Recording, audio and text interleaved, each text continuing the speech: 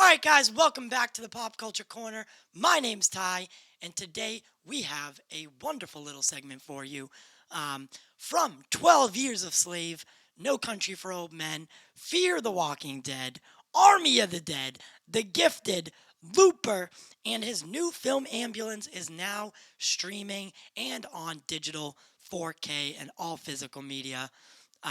Garret Dillahunt, actor, producer, and director, born in Castro Valley, California, went to school in the University of Washington and then the New York University graduate acting program. I saw Ambulance. It's a great film. Garrett plays a police captain in the film who has a dog as a companion, and they ride around trying to chase down Jake Gyllenhaal and Mateen. And it's got this like indie film vibe, but then something blows up and you remember it's a Michael Bay film. It's definitely a lower budget film for Michael Bay, but I think it was a really interesting, cinematography style. It wasn't a story that we haven't seen before, but it was with a different take on it. And that's what Bay does. So, without further ado, guys, before we get into it, make sure to smash that like button, share the show across social media, and subscribe to the channel for more content. If you'd like to help support the channel further, become a member and or send a super chat while we're live. All right, guys, let's get into it.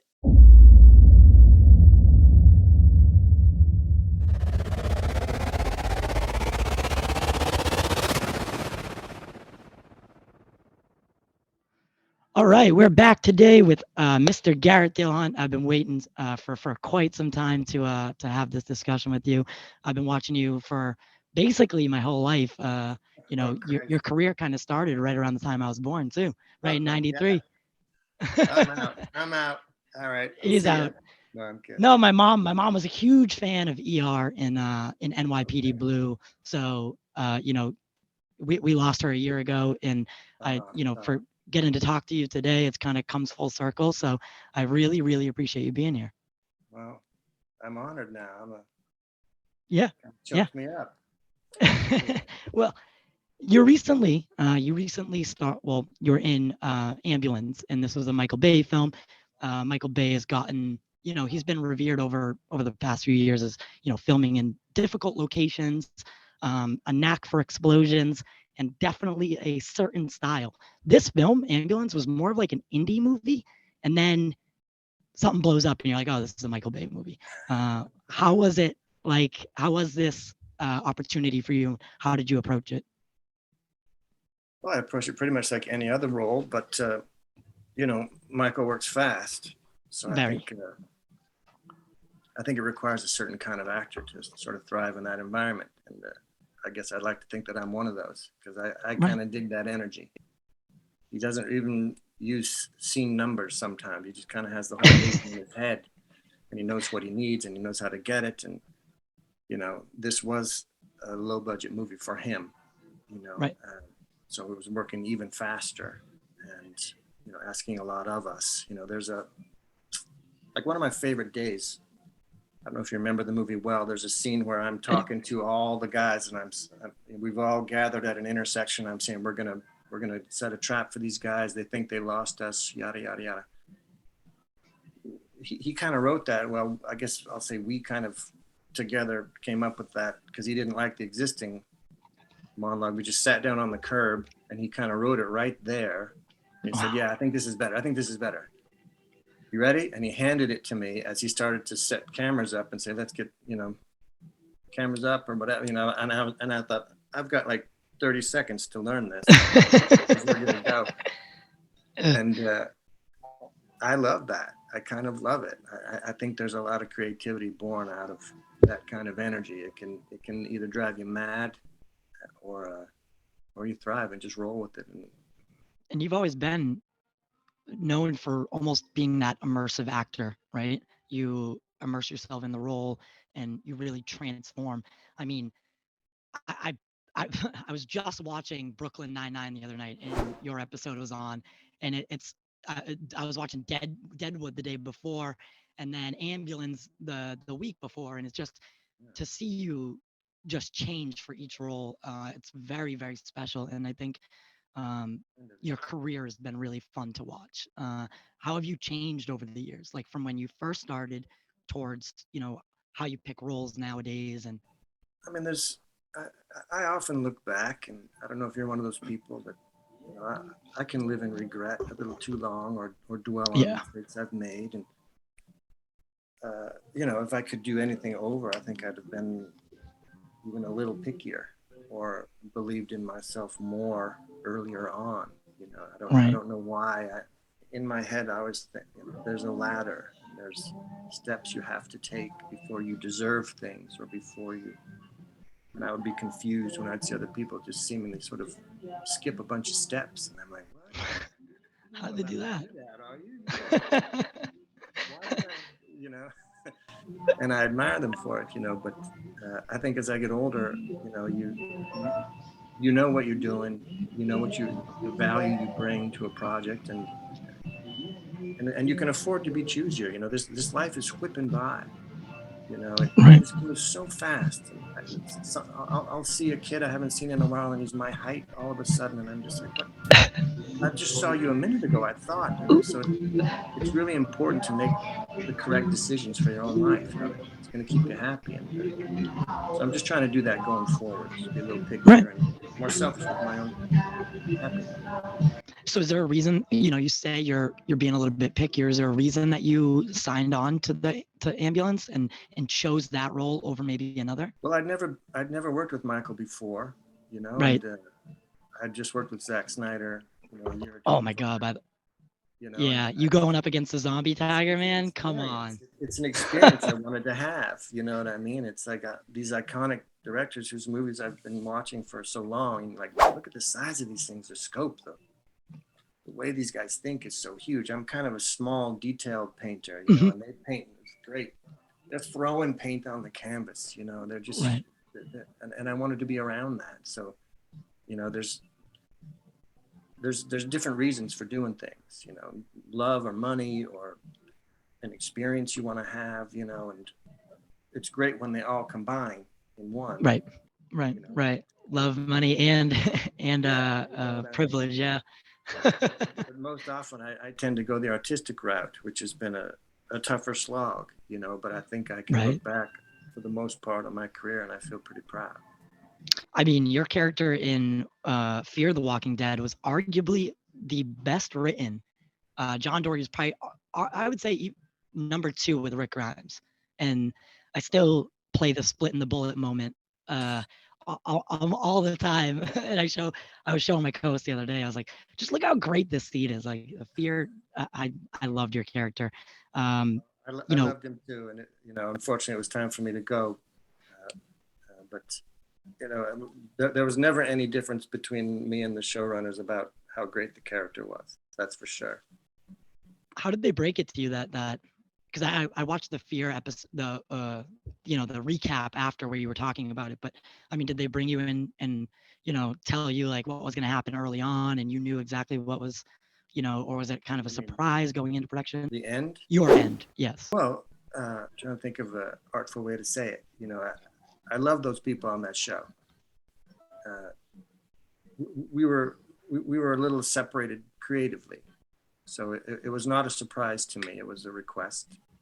Oh, okay. It was just Yeah. time. It was time for me to go. Yeah, you can't have too much of a good thing, right? I Everything's suppose got to I end. feel that way, but I miss everyone there very much. But they Right. really gave me a gift, allowing me to go. I had a show that I'm executive producing and starting. It's one of my favorite things I've ever done. It's going to drop this summer, called Sprung. I would never have gotten to do that if they hadn't allowed that change. Right. I think it goes along with what we were saying. You get to be a certain age, and you just you just don't have time to dawdle anymore. And if you're not happy, then go. Let them be happy. I'll be happy. Everybody's happy. The Exactly. character exists in the universe, and it was a wonderful experience. And I know how to quick draw now. The Walking Dead genre is always it's the zombie genre has always really stuck out to me as one of my favorites. And early on, even with Zach and James Gunn and their remake of Dawn. I keep going to call it Army of the Dead every single time, but and then with the with the the basically bash together that Zach did with the heist, you know, that heist and zombie aspect of it together, and seeing you go up, like I said, go up against the infamous zombie tiger was it was one of those moments where I was lucky enough to get to see it in theaters that first week. So I mean, it was that movie was on par, and it was such a big scale and such a dramatic film, and I really really loved your character. Well, I had a lot of fun. How is it working with Zach in comparison to other directors, especially? I think most people like to know or go behind this because of the audience of the Snyder Cut and what that meant to film. A lot of people are diving into the behind the scenes of film more and getting to know the actors and directors and everyone. And you know, how was that on Army of the Dead after all that happened? Well, kind of like Michael, Zach's a larger than life figure. He's got an army and legion of fans that has a very specific vision, just like Michael does, but they're very different. I think they went to the same school around the same time, which I don't know what that school was. I think they did. A lot of people, they both have their own made to their specs red camera, like Zach's is his time. Personalized, yeah. Yeah, he's like, well, I need mine to do this, and Michael needs this, that, and they're geniuses with the camera, both of them. You'll see Ambulance, all those drone shots and the stuff that Michael operated a lot. That blows me away, how, because people online make fun of the drone shots and how much he uses them, and the slow-mo, that goes with Zach as well. But I'm like, those are the best. Yeah, I mean, and in Michael's case, especially with Ambulance, I didn't see any superfluous camera stuff. I thought each one was designed, and he was aware of this. And I didn't know this till I saw it, because I didn't know what he's doing. I'm just acting my scene and let him shoot. Right. Why would I tell him what to do with the camera? Each one built the tension for the scene that was coming up. Oh no, here it comes. Something's coming in, like literally coming in. Bam, we're inside that car. Right. Zach is similar. Zach's quieter. The biggest thing about Zach was he's such a good athlete, and I sort of fancy myself an athlete, but then Zach would kind of walk and he's like, yeah, and then why don't you come over here and I don't know, you're going to do this, and he'll execute it. I don't know. And then maybe you'll flip off this rock here and you'll barrel and everything goes off flawless. And I'm like, well, now I know it's going to take me like 10 tries, and you've been thinking about it. So he was annoying that way. And he was thinking that over on the drive too. He's like, yeah, this is how that's going to go. Because you're right. They build these stories in their heads and then they convey it to you to execute. Great guy. I really liked my experiences with, I don't mean to keep linking them, but with him and Michael both.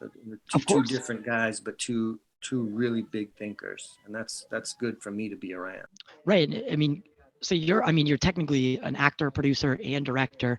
Is there a certain style that you draw from or person that you draw from in the way you approach storytelling? Not really. I mean, I know what I respond to as a viewer, right. And I know what affects me emotionally, and I think I'm drawn to those kinds of stories. I know I'm drawn to stories about shame and redemption and those kinds of things. I don't know what that says about me. Therapy about things I've done or something, but I enjoy. I've always said I enjoy being the first mate. I'm not sure I enjoy being the boss, but I think that's changing. As you sort of solidify what your taste is and what you want to do, what you want to leave in the world. I don't have children. I don't know. This is all I have that people will remember me by is the work I've done. So it's making me want to just do more and better things and to really honor the characters I play. Directors seem to enjoy that, and actors I enjoy directing. Right. I always envied your style, especially, being able to watch you on Deadwood and then go away from Deadwood only to be brought back as a different character. Because, I always told myself that's how good you performed in that show, is they technically couldn't get rid of you. When they rewrote the character, were you skeptical about it at all? When they wrote you a second character? Yeah. No, I mean, I was so sad to be done and David is the only one who knows why he actually brought me back. He might have just not wanted to go through auditions, with someone, he might have just been too busy. Could have been that simple, yeah. I mean, he's not going to give it to some schlub, but I was, it felt like a very lucky break all around, I kind of could disfigure myself from a call, we had this weird chewed up beard I could Right. use with my eye. So I was unrecognizable enough that I could maybe slide in as a much more polished character. But originally it was going to be Hearst for me. That's who David originally, when I was on my last episode, I was so sad. And he said, well, come over here. And we went to the Gem Saloon. We weren't shooting that day. And he said, I know you're done here, but I'm thinking about bringing you back as George Hearst. And so I spent the year off getting ready for that. I was doing a play, Right. I think back east, and he called and was, I had a prosthetic nose that we were going to build. We were going to shave my hairline back at the time, so it was more like Hearst's was. Right. And he called and he said, it's not really going to be much of a character in season 2. I think he's going to be more of an off-screen presence. And my heart fell. I was in Massachusetts in some field. Hey, that's where I'm from, man. Yeah. I'm from Boston, so I like the Massachusetts field. Beautiful. I was up in Williamstown. And he's like, but there's this other guy that I think might be right in your wheelhouse, this advanced man. And I was like, anything. I just wanted to be a part of that experience because that really changed everything for me, that show. Just what I like to do, the way I like to work, because David is secure enough in his own abilities that he's open to be influenced by everybody else. You know what I mean? If you do something good, right. He changes a line. He gets excited. He changes a line and says, like, yeah, now say this. And so you feel this creative, process. Dopamine burst, and you want that. And we joke about it, all the Deadwood cast. We keep trying to turn every other job we have into Deadwood. That's the question I was, not question, but that's what I was going to wrap up with is I've heard you talk about how you've tried to recreate that on projects since, and maybe that's a detriment or I'm not sure, because it can be sometimes because it's not fair. We took 21 days to shoot an episode one time on Deadwood. I mean, it was insane. No one's going to stand for that now, but we could be meticulous and try things and bring in this, you know what, look at that over there. Let's shoot it over. It's just on the fly. We're getting pages literally hot off the printer that day. It's like, right. You got to like to work that way. And maybe that's why I was comfortable with working with Michael on Ambulance. Yeah, I think that's potentially why you thrive there. So, Garret, thank you so much for doing this. I would love to have you on like the long form podcast one day and get to actually dissect you in your whole 30-year career. Hope the rest of your day is better. Oh, anything as of right now, it's doing fine. And I really, like I said, I appreciate you doing this. This meant a lot to me. So thank you so much. I just made a kissing motion to you. I don't know what that was. But yeah, all right. Maybe after it comes out. June 14th, available on Blu-ray. Yes, it's actually streaming now on Peacock as well. That's right. Stream it, watch it, pop your popcorn, enjoy it. Love talking to you. All right, guys.